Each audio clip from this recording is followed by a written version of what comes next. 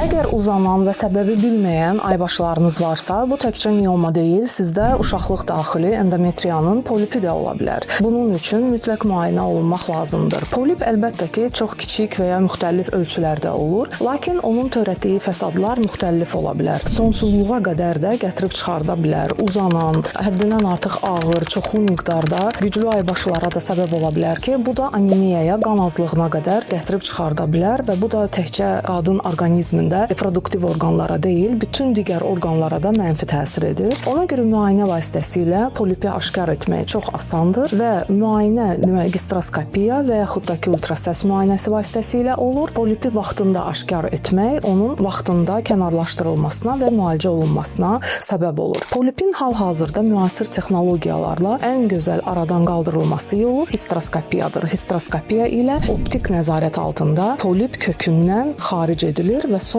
əgər ehtiyacı varsa, həmin polip histoloji müayinəyə göndərilir və onun yaranma səbəbi də aşkar olur ki, bu da sonrakı müalicələrdə çox mühüm rol oynayır.